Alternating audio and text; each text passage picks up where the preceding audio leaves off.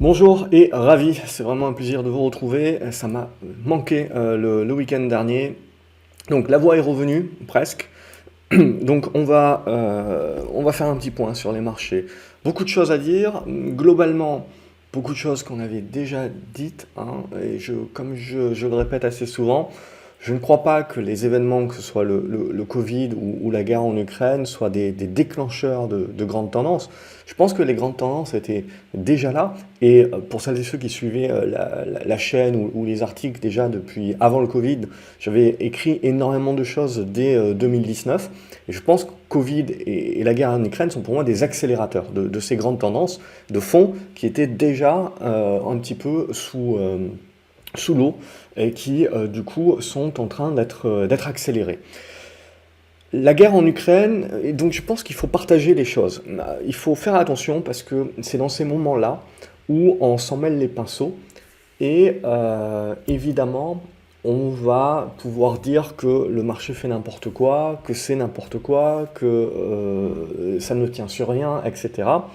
Et c'est là justement où il faut faire la part des choses et il faut bien décrypter les choses. C'est-à-dire, on a des éléments de court terme et on va en voir ensuite des scénarios et des éléments de long terme. Et ce qu'il faut bien comprendre, j'en avais parlé dans différentes vidéos, cet effet de poupée russe finalement et cet effet de cycle et d'intercycle, c'est ça qui est le plus important. Parce que se dire que les années, qu'on a un shift, qu'au-delà d'un cessez-le-feu potentiel ou pas, ça c'est pour le court terme, on a quand même un changement important, crucial qui est en train de s'opérer. Alors, il ne faut pas partir en mode, je dirais, les grands gourous et les grands pontes qui vous expliquent que c'est la fin du monde, bien entendu. Il faut partir dans l'idée que, en fait, le monde, et le monde moderne que nous connaissons sur les 100 dernières années, a connu de grands changements. On a connu des grands changements, je veux dire, après la dépression, après la crise de 29, on a connu des grands changements avec la Seconde Guerre mondiale, on a connu des grands changements ensuite avec Bretton Woods, qui a forgé le monde dans lequel on vit jusqu'à aujourd'hui. Et là, finalement, la guerre en Ukraine, c'est là aussi à prendre en compte comme certainement un changement. Euh, et le fait qu'on a de l'inflation, cette inflation du coup qui peut être vue comme durable dorénavant pour une certaine partie d'entre elles, ça aussi c'est des changements, alors que ces 30 dernières années, on est dans un monde déflationniste, hein, dans un monde de taux d'intérêt qui ne cesse de baisser, potentiellement on est en train de renverser la roue. Mais attention, toutes ces choses-là ne se passent pas du jour au lendemain, on est sur des mouvements qui sont extrêmement longs, et donc en effet, on peut avoir une logique sur la démographie, on peut avoir une logique sur la robotisation, on peut avoir une logique sur les gains de productivité, une logique et éventuellement tout un tas de choses voilà, qui peuvent s'entremêler entre le monde de demain sera quand même déflationniste parce qu'on gardera de l'efficience, mais le monde de demain sera quand même inflationniste puisque globalement on va être de moins en moins. Et puis ce que l'on change également avec cette guerre en Ukraine, c'est de se dire que on est à nouveau en train de refaçonner, rediviser le monde en deux. Alors, bien entendu, rien de neuf, on le savait déjà, on savait que c'était en cours, que ça allait finir par arriver, mais en fait l'événement en Ukraine, c'est un accélérateur de cette tendance de fond. Alors, on le voit, et c'est assez simple de le voir, c'est qu'avec cette guerre en Ukraine, on a tout un tas de pays, évidemment, qui se dressent contre cette invasion, et on a tout un tas d'autres pays qui ne disent rien. Hein. On a quelques pays qui sont pro-russes, bien entendu, mais on a surtout beaucoup de pays qui disent rien. Les pays qui disent rien, en fait, c'est des pays qui vont profiter de la situation, font déjà énormément de commerce aujourd'hui avec la Russie, et notamment utilisent ces ressources naturelles pour croître. On parle essentiellement donc des pays asiatiques. Alors il y a un petit peu d'Amérique du Sud aussi, mais essentiellement des pays asiatiques. Chine, et l'Inde. Quand je dis asiatique, c'est le continent asiatique. Donc c'est ça aussi qui va être très important, c'est de bien voir un petit peu la division qui est en train et la fragmentation qu'on est en train d'ancrer. C'est quelque chose qui était, vous me le direz, hein, c'est quelque chose qui était déjà là, bien entendu. Mais je pense que avec cette crise ukrainienne, on va l'axer durablement à long terme. Et ça, il faut bien se dire que sur les 30 dernières années, on a bâti un monde. Moi, je sais très bien, j'ai fait des études dans la supply chain, j'ai fait des études justement où le juste à temps et l'efficience étaient recherchés. Il faut savoir que les marges des sociétés de ces 30 dernières années, les sociétés ont profité justement de l'avènement de l'Asie, de l'avènement des économies d'échelle, de l'avènement justement d'un monde en paix, d'un monde où on est capable de délocaliser un certain nombre de manufactures et de travailleurs également, et de profiter, donc c'est ce qui crée le monde déflationniste, et de profiter donc de tout cela pour également profiter d'augmenter les marges. Là, on renverse potentiellement la table. Alors évidemment, c'est pas du jour au lendemain, hein, bien entendu. Mais ce qu'on est en train de dire, c'est qu'aujourd'hui, le monde est de plus en plus risqué. Le monde, du coup, n'est plus dans la capacité aujourd'hui de se dire qu'on recherche avant tout l'efficience et le juste à temps, parce qu'on a vu le Covid, d'une part, disrupte complètement la chaîne, et vous voyez le nombre de mois qu'il nous faut. Alors certes, on se prend vague après vague, mais vous voyez un petit peu le nombre de mois, et la Chine aussi joue un jeu dangereux avec le Covid-0, bien entendu. Mais vous voyez globalement le nombre de mois qu'il faut aux chaînes logistiques pour se remettre d'un choc comme le Covid. Tout ça parce qu'on était dans un monde aujourd'hui qui était purement de juste à temps. Donc on a construit un monde globalisé qui était fort de par ses efficiences économiques, mais fragile à partir du moment où vous avez des éléments qui sont évidemment des signes noirs, qui ne sont pas prévus dans le système, et c'est normal, bien entendu, qui vont disrupter la machine. Et donc, on a disrupté avec le Covid, et avec la crise ukrainienne, alors, on disrupte une nouvelle fois. Ce n'est pas tant la guerre en Ukraine qui disrupte. Ce qui disrupte, c'est évidemment cette fragmentation entre deux mondes, avec des sanctions, avec la mise au ban d'un pays, la non-utilisation de ses ressources, etc., qui seront récupérées de toute manière par l'Inde et par la Chine, ce qui potentiellement va faire en sorte que ces pays-là vont moins acheter à leurs autres partenaires, qui sont des partenaires du Moyen-Orient, bien que je ne le crois pas trop. Je pense qu'ils vont continuer d'être justement très acheteurs de ça, mais il n'y aura pas de perte de capacité pour le monde, c'est-à-dire qu'en gros, ils vont également soit faire du stock, soit revendre une partie. Parce que c'est là aussi que c'est très important. Poutine, de toute façon, depuis la Crimée en 2014, nous a prouvé également dans cette crise que, en gros, on sait très bien qu'il n'y aura plus jamais un seul soldat américain qui va mourir sur un terrain européen en l'occurrence. Et ça, c'est quelque chose de fondamental et c'est quelque chose de très important. On comprend bien donc pourquoi l'Europe doit se défendre et retrouver une défense, au-delà, qu'elle soit nationale ou européenne, peu importe, au-delà de juste l'OTAN, puisqu'on a bien compris qu'aujourd'hui, il n'y aurait plus un soldat américain qui viendrait sur place. La Chine le comprend également pour Taïwan. Par contre, ce qu'on comprend bien, c'est que la guerre, elle est économique de par les sanctions. Alors Poutine s'était préparé pendant 8 années depuis 2014, ça chamboule un petit peu, et globalement, là, l'avantage, entre guillemets, c'est que la Chine a encore énormément besoin de l'Occident. L'Occident a aussi énormément besoin de la Chine, donc c'est ce qui peut éviter de rentrer au clash. Mais c'est ce qui nous attend, c'est ce changement de polarité du monde qui nous attend dans les années à venir, globalement. Et donc ce qu'il faut bien comprendre, c'est que les pays aujourd'hui, et c'est là où c'est très important d'un point de vue boursier, comprennent que s'ils ont une mentalité demain de se mettre face aux États-Unis, globalement, eh ben, ce n'est pas la peur de se retrouver avec des soldats américains sur son terrain, c'est les sanctions. Et donc, chaque pays comprend aujourd'hui qu'il faut diversifier. Jusqu'à présent, on le sait, la monnaie de réserve, c'est le dollar. Ce que l'on va voir, d'une part, c'est que petit à petit, on remet en considération ça. Tous les pays, tout simplement, qui, à un moment donné ou à un autre, pensent que dans l'avenir, ils seront confrontés à devoir prendre des décisions contraires à ce que les États-Unis veulent, doivent se protéger contre des sanctions.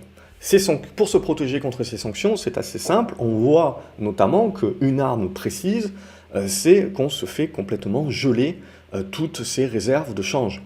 Donc, l'idée, c'est de ne pas avoir que des réserves de change en dollars, c'est d'avoir d'une part une diversification de réserves de change, mais surtout, l'idée aussi, c'est d'avoir tout un tas de ressources qui peuvent servir de collatéral.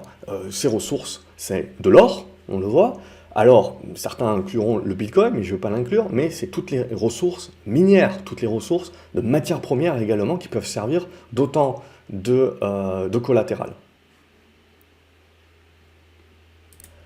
Donc ça, pour moi, c'est la pierre angulaire de ce qui est en train de se mettre en place, et ça prendra des années. Donc je veux dire, c'est clair et net qu'il faut bien faire la part des choses entre ce qui se passe aujourd'hui, de par le soulagement des marchés, pas par l'idée que voilà, on va éventuellement avoir le cessez-le-feu. On sait bien que la guerre continue, bien entendu, donc on est en droit de se dire, mais pourquoi le marché est soulagé? Le marché est soulagé parce qu'il a compris, parce qu'on gomme les incertitudes. Ça, je vous le répète souvent, je vous dis, le marché, il est capable d'accepter et de digérer des mauvaises nouvelles. Mais il faut que ce soit, entre guillemets, certain. Donc, on est capable de le pricer. Dès qu'on a de l'inattendu, dès qu'on a de l'incertitude, ça, le marché, il n'aime pas. Et c'est là où il récupère des liquidités, où il se protège, justement, en attendant que l'incertitude devienne plus certaine. Donc, c'est pour ça que très souvent, on dit qu'il faut acheter au son du canon, hein, globalement, c'est-à-dire que les marchés vont baisser et chutent avant justement de peur qu'un événement advienne, et quand il a advenu, quand cet événement est advenu, en fait, très souvent on remonte. Pourquoi? Parce que tous ceux qui avaient voulu se dérisquer par rapport à ce risque-là, qui n'était pas encore avéré, ben, ils ont déjà vendu, globalement. Donc ils ont déjà dérisqué leur portefeuille. C'est-à-dire qu'au moment où le risque advient, tous ceux qui devaient se dérisquer l'ont déjà fait, ils ont déjà anticipé. Donc, et après, on joue le fait que, du coup, le pire est derrière nous et on va jouer l'amélioration. Et on joue le soulagement. Et donc là, globalement, on voit bien que c'est un capharnaüm sans nom, c'est-à-dire qu'on a tout et son contraire qui est dit à peu près toutes les heures. Et on sent bien qu'au niveau du conflit, de toute manière, globalement, tant qu'il n'y aura pas un parti qui pensera qu'il est en train de perdre, on ne poussera pas vers des compromis, vers un cessez-le-feu. Globalement, là, les Russes, qui sont en train de faire, c'est ils sont en train de prendre leur temps, ce qui démontre également qu'ils sont capables de résister à des sanctions. De toute façon, ces sanctions-là, elles ont surtout un impact sur des mois et pas sur quelques semaines. Donc, on sait très bien, on prend son temps, on encercle les villes, on fera certainement un blocus électrique, un blocus énergétique, un blocus alimentaire. On empêchera donc des nouvelles armes de rentrer. Et c'est à partir de ce moment-là, éventuellement, que on poussera un petit peu à la reddition. Sans rentrer dans ce détail, voilà, ça c'est l'aspect court terme. Et on voit que le marché peut être soulagé justement par le fait, surtout pour moi, pas que la guerre se termine, mais globalement, qu'on arrête l'incertitude liée à l'escalade. C'est de ça dont le marché avait peur, et c'est pour ça que quand on a eu la déclaration de guerre le 24 février et qu'on a rebondi, eh ben, le marché a continué de dévisser dans la foulée parce qu'en fait, le marché s'est lancé dans une escalade. Les politiques se sont lancés dans une escalade et donc le marché a eu peur de cette escalade-là. Le marché, là, actuellement, est soulagé parce qu'il se dit qu'en gros, on en a terminé au niveau des escalades et que c'est qu'une question de temps maintenant pour arriver à un cessez-le-feu. Mais comme je vous ai dit en début de vidéo, voilà, ça c'est l'aspect court terme. Mais ce qu'il faut voir, c'est l'aspect long terme et l'aspect accélérateur. C'est-à-dire, même si on a un cessez-le-feu, que l'Ukraine conserve son autonomie, son indépendance et ses politiques, ou que la Russie fasse des référendums, change la politique pour avoir des personnes plus enclines à faire respecter la neutralité vis-à-vis de l'OTAN et l'armée et tout ça. Ça, concrètement, je veux dire, c'est du court-termisme. Ce qui nous intéresse, voilà, c'est le long terme, et c'est qu'aujourd'hui, on a les plaques tournantes qui sont en train de changer. Et la Chine, hein, on le voit, donc la Russie qui se lance justement à reprendre des pays comme l'Ukraine, et la Chine au-delà de Taïwan, c'est pas ça qui est important, c'est derrière également reprendre toutes les bases américaines que vous avez dans le Pacifique et qui sont autant stratégiques. Mais ça, voilà, on est sur les décennies à venir. Donc on comprend bien aujourd'hui que l'Arabie Saoudite, on l'a vu cette semaine, a annoncé qu'ils réfléchissaient justement à indexer et à vendre leur pétrole en yuan également, au-delà de juste le dollar. Il faut savoir que la Chine est devenue le client majoritaire aujourd'hui de l'Arabie Saoudite en termes d'achat de pétrole. C'est plus les États-Unis. Donc on comprend bien la pression également chinoise pour pousser de plus en plus le yuan à devenir également une réserve. Et puis pour ces pays-là également, il faut bien comprendre, comme j'ai dit au début de vidéo, le monde qui change, c'est un monde à nouveau avec deux superpuissances, et ça ne change pas globalement, mais là, avec la crise ukrainienne, pour moi, on l'axe véritablement, et donc on va vers de plus en plus vers ce monde à deux, où chaque pays, justement, pour éviter et pour se prémunir de sanctions futures éventuellement par rapport à ce qu'il pourrait décider, doit se mettre à diversifier. C'est-à-dire, ils doivent réduire leurs dettes, ils doivent renforcer justement leurs réserves, mais pas avoir que des réserves de change, on voit que ça peut se faire congeler, et donc avoir des réserves en métaux. Donc ça aussi, c'est un caractère inflationniste, c'est-à-dire qu'aujourd'hui, on comprend bien... alors il faut faire attention, c'est-à-dire que dès que vous avez le pétrole qui rebaisse de 20%, vous avez vu, on a pris 30% sur le pétrole, on a rebaissé de 20-25%, c'est-à-dire qu'on a reperdu ce qu'on avait gagné globalement à la déclaration de la guerre en Ukraine, et donc évidemment, lever de bouclier, tout le monde qui se dit mais c'est n'importe quoi, pourquoi le pétrole rebaisse, c'est pas logique, etc. Il faut que vous compreniez les intercycles, il faut que vous compreniez les appels de marge, il faut que vous compreniez que quand vous avez des portefeuilles énormes qui se prennent une banque, puisqu'il ne faut pas le dire autrement, sur une certaine partie de leur portefeuille, eh ben ils doivent couvrir, et ils ont couvert leur portefeuille déjà, avec notamment des commodités, donc tout un tas de matières premières. Et ils sont obligés à un moment donné de solder même ce qui marche bien, donc des matières premières, ils sont obligés d'en vendre une partie pour pouvoir répondre à leur appel de marge. Donc c'est ça aussi, il faut comprendre les rebalancing, et donc il faut comprendre, quand je vous parle de prorata, il faut comprendre que les marchés haussiers ne sont pas de manière linéaire et que vous allez avoir des à-coups, surtout quand vous avez le côté exponentiel. Mais derrière, ça ne doit pas remettre en cause le scénario de long terme, c'est-à-dire qu'au niveau des matières premières et au niveau des matières premières fossiles, on savait déjà en lame de fond, déjà depuis 2019, que investir pour faire de l'écologie, eh ben, ça nécessitait plus de pétrole, ça nécessitait plus de gaz pendant la transition énergétique. Donc, qui dit plus avec aujourd'hui déjà tout le monde qui est au taquet au niveau de l'offre. Alors certes, on peut inclure le Venezuela, on peut inclure l'Iran, on peut trouver comme ça à court terme des choses qui font qu'on augmente l'offre sur le marché, et donc ça peut faire fluctuer le pétrole. Mais c'est là où vous devez bien vous dire, voilà, c'est des événements de court terme, mais est-ce que ça change vraiment grand-chose sur mon long terme? Non, je vais avoir de plus en plus besoin de pétrole, j'ai une démographie qui est croissante, j'ai un consumérisme qui est croissant, et j'ai tout un tas de pays aujourd'hui qui vont devoir se défendre de sanctions futures, et donc se préparer à cela, qui vont devoir également faire des réserves. Donc non seulement j'ai besoin de plus en plus de matières fossiles pour pouvoir préparer mes transitions énergétiques qui elles-mêmes sont consommatrices de tout un tas d'autres ressources naturelles, cuivre, cobalt, nickel, tout ce que vous voulez. Et donc c'est stratégique pour moi aussi, uranium aussi. Et à partir de ce moment-là, donc je suis également, non seulement j'en ai besoin pour pouvoir l'utiliser, mais j'en ai besoin pour faire des réserves également, et pour pouvoir avoir du collatéral, parce que le jour où j'ai les sanctions, je l'ai vu, je peux me faire geler un certain nombre d'avoirs, mais ça peut me permettre de subsister suffisamment de temps pour régler la crise. Donc c'est là, quelque part, tout l'intérêt. C'est là tout l'intérêt de bien comprendre les choses. C'est la même chose que pour l'or. Tout le monde avait acheté de l'or vis-à-vis de l'inflation, pour un hedge contre l'inflation. Mais aujourd'hui, voilà, on sait qu'on est dans un monde, je vais y venir, où on est dans des taux réels qui sont négatifs. On sait qu'on est dans un monde aujourd'hui où on a tout un tas de banques centrales qui, pour protéger leur souveraineté et se protéger de sanctions futures, vont devoir également acheter tout un tas de métaux, comme l'or, l'argent et d'autres métaux, pour faire du collatéral, pour se protéger également. Donc il y a non seulement des demandes purement industrielles, mais il y a ces demandes qui étaient déjà là, évidemment, depuis des années, mais des demandes étatiques pour des questions de souveraineté et de géopolitique. Donc pour moi, c'est tout ça, il n'y a rien de nouveau, globalement, il n'y a rien de nouveau, mais c'était des processus qui étaient lents, et pour moi, c'est des processus qui sont maintenant en accéléré avec le Covid, et maintenant cette crise ukrainienne qui ne fait que ouvrir, même si elle doit se résoudre, qui ne fait que ouvrir une sorte de guerre froide 2.0, parce qu'également, ce qu'il faut bien se dire, c'est que ces hausses de matières premières-là, à un moment donné ou à un autre, ça a un impact sur les marges des entreprises qui ne peuvent plus les répercuter sur le consommateur final. À un moment donné ou à un autre, évidemment, c'est tout un tas de choix stratégiques.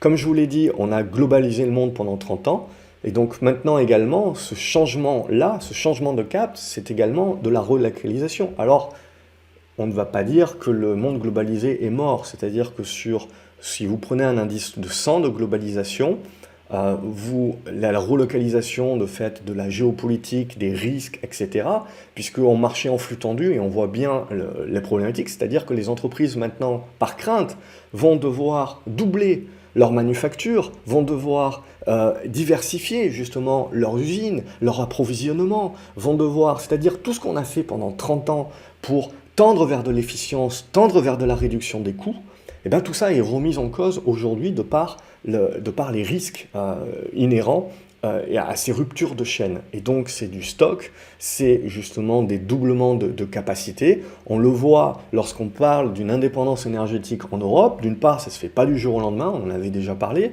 Deuxièmement, c'est des coûts supplémentaires aujourd'hui, parce que pendant 30 ans, on a basé le modèle sur le fait que on achète à la Russie, et c'est la Russie qui a tous les pipelines, c'est la Russie qui construit toute l'infrastructure, donc nous, ce n'est pas un coût pour nous.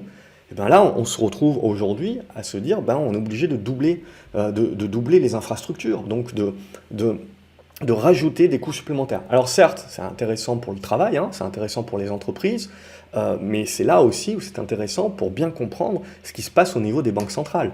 Alors on a une différenciation au niveau des banques centrales, on voit que la Chine est très accommodante évidemment, elle veut continuer de motiver son économie, elle a bien compris aujourd'hui que si dans le monde de demain, elle veut être impérialiste et elle veut être expansionniste, elle doit pouvoir subvenir à ses besoins, elle doit pouvoir être autonome, elle doit pouvoir se préparer comme Poutine avait essayé de le faire jusqu'à maintenant, et donc faire tout ce qu'on a pu dire en début de vidéo. Donc on comprend bien que pour ça, voilà, on a besoin un petit peu de laisser libre cours et d'avoir un État qui est toujours présent et toujours encore plus présent.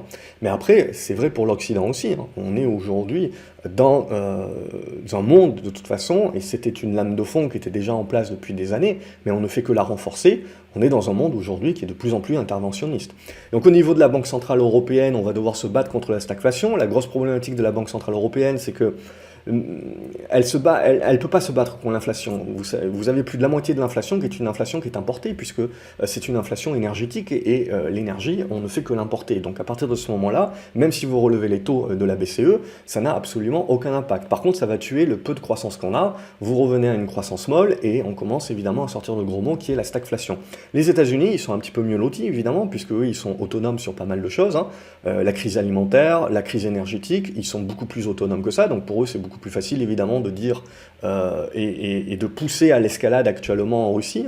On voit bien que c'est surtout les US là sur cette seconde partie du conflit qui poussent à l'escalade au détriment de l'Europe. Mais bon, ça j'avais déjà fait une vidéo qui avait été mal comprise par certains, mais c'est pour bien comprendre qu'on perd tous globalement à ce qui est en train de se passer.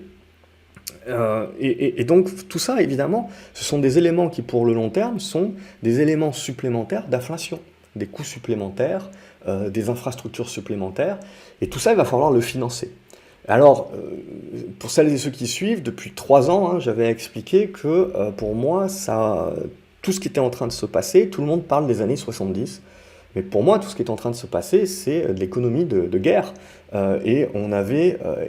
j'avais absolument pas prévu, évidemment, qu'il y ait la guerre en Ukraine, même plutôt le contraire, je m'étais bien planté. Mais c'était l'aspect Covid, pour moi. L'aspect guerre, c'était l'aspect Covid. On fait la guerre contre un virus, cette fois-ci, pas contre des gens, mais apparemment, la nature humaine revient vite au galop. Et donc, ce qui était vraiment important, c'était de dire, on est déjà dans des mondes qui sont extrêmement endettés. Les dettes, pour qu'elles soient soutenables, elles doivent être bouffées par l'inflation. Donc les banques centrales doivent laisser filer l'inflation. elles sont en train maintenant, alors surtout pour la Fed, d'essayer de remonter les taux évidemment, mais il faut bien se dire une chose, c'est que les taux, là, ce qu'on a annoncé la Fed, il y a beaucoup de personnes qui ont crié au scandale de tiens, on a joué à se faire peur à la remontée des taux pendant des mois et en baissant sur les valeurs technologiques notamment, et maintenant qu'on a annoncé non seulement une augmentation des taux, mais en plus un calendrier, hein, donc la Fed a bien dit, en gros, l'Ukraine, on s'en fout pour le moment, ça va pas nous impacter économiquement. Voilà, oui, ça va nous impacter potentiellement, on verra dans 9 mois, 1 an, si on commence à parler inversion de la courbe des taux, récession aux États-Unis. Mais en gros, on va remonter les taux, on voit, à 2% avant la fin de l'année et à 2023 à 3%. Mais quand vous avez une inflation de 7, 8, 9%, parce qu'elle va continuer d'augmenter, hein, l'inflation est toujours transitoire pour moi, mais vous le voyez avec toutes les vagues consécutives qu'on a eues de Covid, et en sus de ça, maintenant la crise ukrainienne, en fait, c'est une transition qui est rallongée par les événements. Mais c'est toujours transitoire. Mais la problématique, c'est que plus ça dure, plus cet aspect transitoire est sur une partie, en fait, de moins en moins importante sur cette inflation, parce que vous avez les salaires qui prennent l'inflation de second rang, et là, vous avez donc une durabilité d'inflation. Et puis, comme je vous l'ai dit, dans les prochaines décennies, on est dans des mondes où il va falloir restocker, où il va falloir reconstruire, relocaliser. Donc tout ça également, c'est des aspects inflationnistes. Évidemment, ça se passe pas du jour au lendemain, et donc c'est-à-dire qu'il y a beaucoup de personnes qui vont prendre cette logique-là et qui vont se dire, bon ben voilà, le monde de demain, il est purement inflationniste, et pour les 20 années à venir, c'est comme ça. Mais c'est oublier les intercycles. Donc il ne faut pas se dire, voilà, les matières premières, le pétrole, le gaz, et puis toutes les métaux précieux vont faire que monter en ligne droite. Non, on va avoir des intercycles. Vous allez avoir des événements qui vont créer de la volatilité. Vous avez une vue de long terme, mais vous allez avoir des mouvements intermédiaires. Et ça fait des années qu'on en parle, et vous voyez bien, si vous êtes là à suivre depuis des années, vous avez bien vu les différents mouvements qui ne changent rien à la lame de fond. Donc voilà pour moi un petit peu tous les enjeux dans cette vidéo qui est, j'espère, une vidéo suffisamment synthétique pour bien parler un petit peu, de bien dire voilà ce qui est en train de changer au fur et à mesure dans le monde. Donc bien faire la différenciation entre le court terme et ce que le marché peut interpréter comme positif. Le marché interprète comme positif le fait qu'on remonte les taux, mais surtout le fait qu'on a un calendrier, c'est-à-dire que maintenant on n'est plus dans l'inattendu. On sait que la Fed va remonter ses taux de 0,25 à peu près à chaque réunion. Bon, pour les monter à 2, il y a au moins une réunion où il faut les monter de 0,5, mais toujours est-il, voilà, on est en train de monter les taux. Mais du coup, pourquoi les marchés montent, etc. Pourquoi les marchés sont soulagés? Parce qu'on a gommé ce côté incertitude inattendue. L'autre aspect, c'est les taux réels négatifs. N'oublions pas aujourd'hui qu'avec une inflation à 7 ou 8% et des taux, même en fin d'année, qui montent à 2%, vous êtes toujours en taux réel négatif court, un taux réel court de 7%. Aujourd'hui, les taux réels, les taux longs sont à 2,5%. Et donc, même chose, vous êtes à une inflation à 7%, donc vous êtes en taux réel négatif. Parce qu'il faut bien comprendre aujourd'hui que pour conserver les niveaux de dette, pour que ça soit soutenable et pour continuer à investir dans tout ce qu'on doit investir, évidemment, dans un monde qui se met en deux blocs qui vont frictionner, c'est des investissements massifs qu'il va encore falloir. Et tout ça, il faut de l'argent. Et quand on est déjà endetté, vous avez besoin de taux réels négatifs parce que c'est le seul moyen aujourd'hui. Votre inflation va rogner votre dette actuelle et les taux réels négatifs vous permettent de continuer d'investir drastiquement. Et globalement, c'est ce qui s'est passé pendant la Seconde Guerre mondiale. Au sortir de la Seconde Guerre mondiale, on était exactement dans les mêmes dispositions, c'est-à-dire qu'on devait reconstruire. Alors aujourd'hui, il n'a pas été détruit, le parc manufacturier n'a pas été détruit, mais comme on doit, pour sécuriser tout un tas d'approvisionnements, en reconstruire une partie, c'est tout comme. Donc on est dans un besoin d'investissement massif, que ce soit dans la transition énergétique, que ce soit dans la défense, que ce soit dans les infrastructures, dans tout un tas de choses, dans l'industriel. On doit, en sus de ça, bien prendre en compte que justement, on est, comme au sortir de la Seconde Guerre mondiale, dans un monde qui est en manque de ressources. Donc là aussi, c'est pareil. Vous devez aujourd'hui eh ben, refaire de la recherche. Vous devez faire de la recherche relancer de la recherche de pétrole, relancer de la recherche de gaz, du GNL. Vous devez rechercher à nouveau des mines de cuivre, des mines de cobalt. C'est-à-dire qu'aujourd'hui, dans un monde comme ça, qui s'accapare les différentes ressources, eh ben, il y a cette partie de recherche qui, depuis 2014, on avait complètement laissé à l'abandon, et c'était l'idée dès 2019, hein, pour celles et ceux qui se souviennent des vidéos et des articles que j'avais écrits, dans le sens de dire, voilà, on est sur des déficits structurels aujourd'hui, et c'est toujours la même chose sur les matières premières, hein, c'est toujours des cycles. Et la variable d'ajustement, c'est le prix. C'est-à-dire que pendant des années, vous êtes en surcapacité et donc vous êtes obligé de fermer et de ne pas investir jusqu'à ce qu'à un moment donné, vous vous retrouviez en sous-capacité, le Covid, la guerre, et là vous êtes tout azimut obligé de surinvestir. Et pendant le temps, parce que ça ne se fait pas, vous ouvrez pas un puits de pétrole, vous ouvrez pas du gaz, vous mettez pas des installations de GNL et une mine de cuivre comme ça du jour au lendemain. Donc le temps que justement vous ayez de nouvelles capacités, et donc à nouveau une offre qui repasse en sur-offre et qui permet au prix de s'équilibrer, et de parler de désinflation, même si vous restez dans une inflation de long terme, vous avez à un moment donné un cycle de désinflation. Vous avez voilà, un ajustement par les prix qui se font toujours de manière exponentielle. Quand vous regardez de façon les matières premières, c'est toujours très très volatile parce que c'est cet aspect-là. Et donc là, on avait déjà tout l'aspect structurel au niveau des matières premières, on en avait parlé dans tout un tas de vidéos, mais en plus vous avez rajouté le Covid, les disruptions de supply chain, et en plus maintenant on rajoute les disruptions au niveau de la guerre, mais au-delà de la guerre, maintenant la séparation, véritablement, là on le voit, et pour les décennies à venir, de deux gros blocs et un monde qui certes va rester globalisé, hein. Il ne faut pas dire ce que je n'ai pas dit, pour moi on va rester très globalisé, mais ne serait-ce sur un indice de 100 de globalisation, si vous retirez 5%, hein, les répercussions en termes de milliards de dollars sont énormes, et notamment sont énormes pour les pays voisins, parce que quelqu'un aujourd'hui qui a une usine en Chine, il va vouloir diversifier, il va investir en Thaïlande, il va investir au Vietnam, il va investir en Indonésie, aux Philippines. Quelqu'un qui est en Amérique latine, même chose. Quelqu'un qui est aux US aujourd'hui, on ne va pas relocaliser nécessairement en Europe ou aux US, on va relocaliser dans les pays qui sont limitrophes, qui sont un petit peu moins chers, le Mexique, les pays d'Europe de l'Est. La problématique en Europe qu'on a maintenant, c'est qu'on a eu une désertion des liquidités. Alors ça fait le jeu évidemment des Américains, on voit que le dollar est toujours très fort aujourd'hui et sert réellement de refuge. Et donc le yuan et tout ce qu'on s'est dit voilà, sur les blocs, ça mettra encore 10 ans, peut-être 20 ans, mais on le voit dans la lame de fond qui est en train de se mettre en place.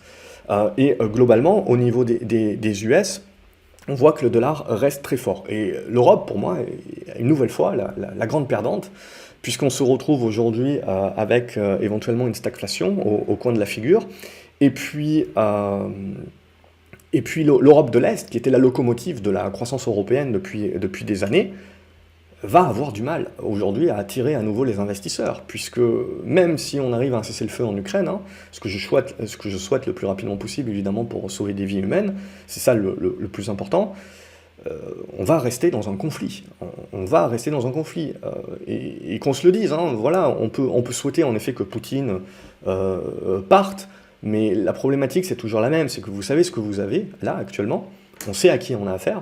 La problématique, c'est qu'on ne sait pas qui arrive ensuite, après Poutine. Est-ce que c'est un mec plus pacifique et plus libéral? On n'en sait rien. La problématique, on a vu en Russie, la Russie, de toute façon, historiquement, est un pays qui ne tient que par un régime autoritaire, parce que c'est tellement vaste, et vous avez tellement de différentes ethnicités que ces pays-là, de toute manière, d'un point de vue historique, d'un point de vue, vous le voyez, même aujourd'hui, où on peut se targuer d'être moderne, démocratique, ce que vous voulez, dès que vous avez des pays, de toute façon, qui sont très larges, et on voit même les problématiques, ne serait-ce que dans des plus petits pays aujourd'hui, où vous pouvez avoir des ethnicités, et on voit tous les problèmes que ça peut créer, hein. On le voit bien que, en gros, si vous n'avez pas un régime autoritaire, eh ben, y a tout le monde qui déclare l'indépendance, et vous vous faites complètement morceler. Ce qui, globalement, ramène la Russie aux années 90, hein, et évidemment, c'est quelque chose qui n'est pas voulu aujourd'hui par la majorité de la population, même si, bien entendu, également, on peut penser qu'une majorité de la population ne veut pas la guerre, mais veut conserver quand même un État fort. Donc, vous voyez, tout ça, voilà, tout ça c'est de la macro. Et derrière, Tout notre boulot à nous, j'ai essayé d'être le plus large possible aujourd'hui. Évidemment, il y a des oublis, évidemment, il y a des raccourcis. Je ne peux pas, en 30 minutes, faire tout ça. On pourra y revenir dans différentes vidéos, mais ce que je veux vous donner, voilà, c'est la quintessence. Et c'est bien comprendre, voilà, que vous avez des éléments qui vont agir sur le marché à court terme, et puis il y a les lames de fond derrière. Et ça, il faut le garder, on est investisseur. Donc moi, ce qui m'intéresse, c'est d'avoir en tête ces lames de fond, parce que ça me permet de préparer mes listes, ça me permet de préparer mes scénarios. Et petit à petit, j'attends que le marché me donne des billes pour me dire, bah, tiens, il va jouer ce scénario-là maintenant. Il va le jouer pour les 6 prochains mois. Et après, on repart dans un intercycle. Donc c'est ça, hein, on joue les différentes vagues. Parce que c'est clair et net que si vous êtes investisseur de très long terme et que vous dites aujourd'hui je fais un pari sur le scénario inflationniste dans le monde et géopolitique et tout ce que je vous ai raconté, potentiellement c'est ça, hein, et c'est vrai, mais le marché va le jouer dans quoi? Dans 10 ans, dans 20 ans, j'en sais rien. Donc c'est bien ça qu'il faut remettre l'église au centre du village, hein, c'est toujours cette idée-là. Parce que je vois tellement d'investisseurs qui ont les bons scénarios, clairement. Mais la problématique derrière, c'est qu'ils sont frustrés parce qu'évidemment, ils essayent de les implémenter tout de suite et qu'ils rapportent tout de suite dans les semaines et dans les mois à venir. Et évidemment, quand ça ne marche pas, ben, c'est le marché qui est idiot, c'est le marché qui fait n'importe quoi. Voilà, vous avez la remontée des taux ici sur la Fed, mais voilà, ce qu'il faut bien comprendre, c'est que la Fed remonte ses taux, mais comme elle remonte ses taux et que l'inflation va rester durable, vous restez en taux réel négatif, et donc en gros, ça reste une politique ultra accommodante. Alors, il ne faut pas me dire ce que je n'ai pas dit, je crois que le marché va rester très volatile, mais en fait, il faut rester très sélectif. Ce qu'il faut bien retenir, c'est que le marché boursier aujourd'hui reste la seule alternative. Alors certes, on peut diversifier, comme je l'ai dit, comme un pays va diversifier, c'est-à-dire avec des matières premières, avec des minières. Donc on peut aller chercher de la diversification de cette manière-là, de la protection de cette manière-là, mais aujourd'hui, les obligations ne sont pas intéressantes, à moins la fin du monde. C'est le seul moment, en effet, quand vous avez une énorme incertitude où les obligations montent parce que, eh ben, on préfère perdre 4 ou 5%, mais au moins, il y a tellement une grosse incertitude qu'au moins on ne perd pas son chapeau en bourse. Mais c'est le seul moment. Sinon, à partir du moment où le marché est plus ou moins même dans des dégradés, comme actuellement, même avec tout un tas de nuages gris, les nuages sont gris, c'est-à-dire que on connaît les contours, on connaît, on a des convictions et on n'a pas grand-chose d'inattendu. Et donc c'est pour ça que les marchés sont en train de remonter aujourd'hui, même si on a cette impression que globalement rien n'a changé et on est toujours un petit peu dans la pampa. Globalement, le marché, lui, il interprète qu'on a réduit les incertitudes. Dès qu'il y a de nouvelles incertitudes qui vont rentrer, vous inquiétez pas, vous verrez le marché à nouveau commencer à balancer comme si le prix n'était pas, comme si les valorisations n'étaient pas importantes. Donc c'est là aussi où je vous dis souvent, c'est là où un investisseur peut gagner en efficience sur le marché et battre le marché, parce que justement quand il y a cet inattendu, le marché a tendance à balancer tout et n'importe quoi, peu importe le prix et peu importe les valorisations. Et c'est là où on peut tirer notre épingle du jeu. Donc globalement, voilà, c'est ça pour moi qui était vraiment important de dire dans cette vidéo, pour bien rappeler un petit peu ce qui va... Cette année 2022, c'est une année de transition également. Hein. Donc c'est là où il faut bien comprendre que c'est quoi une année de transition? Ben, c'est ce que vous avez à l'écran. C'est-à-dire on sort de 2 années haussières en mode ligne droite, on a un moment d'inattendu, de force, puis on a un peu plus de conviction à nouveau, donc des nuages gris, et en fait, on est en taux réel négatif, on est dans un monde aujourd'hui où la prime de risque boursière des actions est supérieure aujourd'hui à ce que vous retrouvez à l'obligataire. Même si l'obligataire remonte à 3%, aujourd'hui, vous êtes capable d'être rémunéré par des sociétés qui sont en train de voir, des sociétés énergétiques par exemple, pour prendre quelles, qui sont en train de voir leurs profits exploser et qui vont vous rémunérer des dividendes en plus, avec des rachats d'actions de 3, 4, 5, 6, 7%. Donc à partir de ce moment-là, je veux dire, vous êtes sur des cycles haussiers avec des rémunérations au-delà de ce que vous pouvez toucher en obligataire. Et donc, globalement, la seule chose aujourd'hui qui résiste à du 7% d'inflation, c'est la bourse. Donc il faut bien comprendre aussi que les liquidités sont là. À partir du moment où on gomme l'incertitude, même si en effet on a l'impression que c'est la merde, eh ben, c'est toujours une merde globalement, mais dont on connaît les contours. Donc on est capable de pricer. Et à partir de ce moment-là, il n'y a pas ailleurs également où on est en droit d'aller chercher du rendement aujourd'hui qui nous protège suffisamment de l'inflation. Donc à partir de ce moment-là, vous pouvez avoir, hein, Cyril faisait la réflexion l'autre jour, je pense, ou quelqu'un d'autre, je ne sais plus, globalement, vous pouvez avoir tout qui monte en même temps. C'est-à-dire, on le voit cette semaine, on retourne sur les valeurs de croissance, même sur la spéculation de Dobb, etc. Bref, on a gommé l'incertitude. Ce qui va arriver maintenant, et ce qui est le plus intéressant pour moi, c'est les constructions. Donc c'est ça qu'on doit observer maintenant, c'est les constructions qui vont être amenées. Et ces constructions-là, c'est leur capacité, justement, derrière, nous donner les grandes tendances. Et donc, clairement, pour moi, cette année, c'est une année où on doit choisir ses batailles, choisir ses secteurs d'activité, choisir ses actions, et donc continuer d'être sélectif et continuer, voilà, d'attendre qu'il y aura de la volatilité. Voilà, c'est ça globalement que je voulais vous dire dans cette première partie de vidéo. Et deuxième partie de vidéo, c'est la partie donc plus analyse graphique.